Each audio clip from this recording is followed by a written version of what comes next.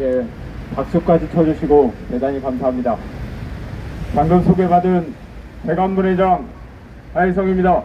동지들과 시민 여러분들께 인사드립니다. 반갑습니다. 주생! 지난 토요일 우리 노동조합은 300여 명이 3km에 달하는 행진을 해서 부천 열병합 발전소 현장에서부터 이곳 부천시청까지 교보러 왔습니다. 저는 오늘 한 청년의 이야기를 먼저 전해드리고자 합니다. 93년생 우리 나이로 33살의 한 청년이 그날 행진을 마치고 제게 다가와서 꾸벅 인사를 하면서 분회장님 죄송합니다. 여수로 주소를 옮기고 여수지부로 지부 이전을 하려고 합니다. 그렇게 얘기했습니다. 그 청년을 현장에서 처음 만났을 때는 저렇게 젊은 청년이 건설 현장에서 다치지는 않을까 낯설고 두려운 눈빛으로 현장에 적응하는 과정을 봤습니다. 용접을 배워서 용접 시험을 보고 떨어지기도 하고 당당히 붙어서 자랑스럽게 현장에 들어갔다며 해맑게 웃을 때 인생의 선배로서 대단히 기뻤습니다. 그런데 그런 청년들이 자꾸 떠나갑니다. 청년 실업을 얘기합니다. 부천시 관계자 여러분, 청년들 실업 문제 해결하고 싶으시죠? 사상 최악을 기록하고 있던 출생률 어떻게든 조금이라도 올려보고 싶으시죠? 답은 먼 데 있는 게 아닙니다. 청년들이 일할 만한 현장을 만드는 것, 자신이 일하는 곳에서 꿈을 키울 수 있도록 만드는 것, 그것이 시가 해야 될 일이고 정치가 해야 될 일입니다. GS 발전소에 협력회사들 뭐라고 하는 줄 압니까? 우리 노동조합이 채용 절차를 공개하고 우리 노동조합을 통해서 사람들이 소개받고 시험이라도 한번 칠 수 있게 해달라 이렇게 얘기하면 노동조합이 너무 과도하게 요구한다, 특혜를 바란다 이렇게 얘기합니다. 부천시청 경제환경국도 GS파워 발주처와 지공사인 DL을 만나봤지만 행정적으로 할 수 있는 부분이 없다라고 그렇게 이야기합니다. 노동조합이 요구하는 것은 채용절차법을 위반하는 요구라며 지가 할 수 있는 게 없다고 이야기합니다. 그들이 말하는 채용절차법은 채용 절차의 공정화에 관한 법률입니다. 그 법의 목적은 채용을 하는 과정을 공정하게 진행해서 구직자에게 부당한 대우가 생기거나 구직자에게 부담을 주는 일들이 없도록 하자라는 것입니다.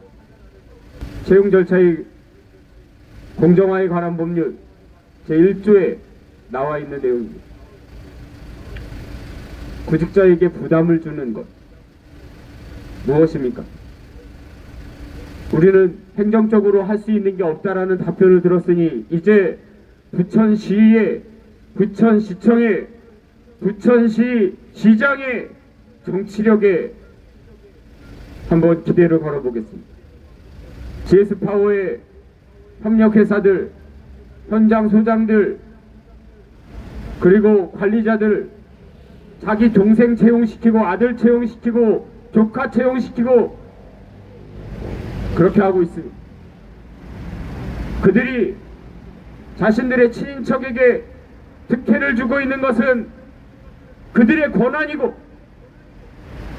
노동조합이 채용 절차를 공개해라, 시험이라도 한번 치게 해달라, 이렇게 얘기하는 것은 불법이 되는, 이런 말도 안 되는 한국 사회, 이렇게 희망이 없으니 일자리를 찾아서 청년들이, 부모들이 살고 있는 이곳 인천 부천 지역을 떠나서 다른 곳으로 주소를 옮기고 지부 이전을 하고 있는 상황입니다. 부천시장님, 행정적으로 할 수 있는 것이 없다면 정치적으로라도 해결해 주십시오. 정치가 무엇을 하는 것입니까? 복잡한 사회에서 이해 당사자들의 요구가 충돌할 때 그걸 조율하고 사회적 갈등을 해소하는 것이 정치의 본연의 임무 아닙니까? 이제 시장님이 나서 주셔야겠습니다. 부천시청이 나서서, 시장님이 직접 나서서 이런 불합리한 건설 현장의 부조리를 조금이라도 해소할 수 있도록, 현장이 민주화될 수 있도록 그렇게 나서 주십시오. 앞에 부지부장님 발언이 좀 짧았으니까 제가 좀 길게 하겠습니다. 부천시장님, 더불어민주당 소속으로 알고 있습니다. 민주당이 꼭 아니어도 부천 시민들 대다수 윤석열의 불법 개헌과 내란에 대해서 문제가 있다고 생각하고 조속히 파면되기를 학수고대할 것입니다. 오늘 저녁에도 광화문 현장에 수많은 시민들이 또다시 모일 것입니다. 그 시민들, 하루 힘들게 일하고 가족들과 행복한 저녁을 포기하고 또다시 그 추운 도심의 칼바람 속으로 응원봉을 들고 나타날 것입니다. 그 시민들이 바라는 게 뭡니까? 단순히 윤석열의 파면입니까? 그것이 아닙니다. 윤석열 같은 자가 집권할 수 있었던 그 혐오와 차별, 그것을 없애달라고, 그것이 없는 세상으로 나아가자고 그렇게 모이는 겁니다. 그러면 정치권에서 무엇을 해야 됩니까? 단지 파면만 되면, 집권만 하면 다가 아니지 않습니까? 우리나라의 민주주의는 특히 기업의 문 앞에서 멈춰져 있습니다. 지금 명동의 세조모텔의 앞에서는 고진수라는 인류 의사가 부당한 정리해고를 처리하라고, 이제 호텔이 정상화됐으니 다시 채용하라고 요구하며 고공농성을 하고 있습니다. 조선 하청의 노동자 김영수도 30m 고공에 올라가 있습니다. 세계 최장기 고공농성 409일 파인텍 노동자들의 기록을 또다시 한국의 노동자들이 갈아치우며 430일이 넘게 고공에서 2명의 여인이 한국옵티칼 구조조정이 잘못이었다며 해고 철회를 요구하고 있습니다. 끊임없이 현장에서는 부당한 일들이 벌어지고 있는데 그것을 해결할 수 있는 노동조합에 대해서는 우리 사회가 색안경을 끼고 마치 불온한 세력인 것처럼, 마치 빨갱이인 것처럼, 마치 간첩인 것처럼 대우하고 있습니다. 윤석열은 그런 우리를 건폭이라고 몰아서 죽음으로 내몰았습니다. 양해동 열사는 그 불합리한 공권력의 폭력에 저항하며 윤석열 같은 자가 하루빨리 대통령에서 물러날 수 있도록 함께 투쟁해달라고 호소하기 위해 자신의 몸에 불을 붙이고 분신하셨습니다. 이제 우리 사회는 화답해야 됩니다. 피눈물 흘리면서 가게 문을 닫는 자영업자들이 끊임없이 늘어나고 있습니다. 수원에서는 내 가족이 살 길이 막막해서 자살했습니다. 우리 사회의 문제, 단순히 윤석열 파면된다고 해결되는 것이 아닙니다.